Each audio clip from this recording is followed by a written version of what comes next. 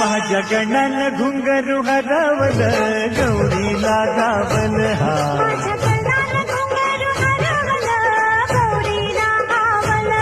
माझ्या गणानं घुंगरू हरवलं गौरीला घावलं एका वर्षानं आपलं दर्शन घडलं गौरीला गावल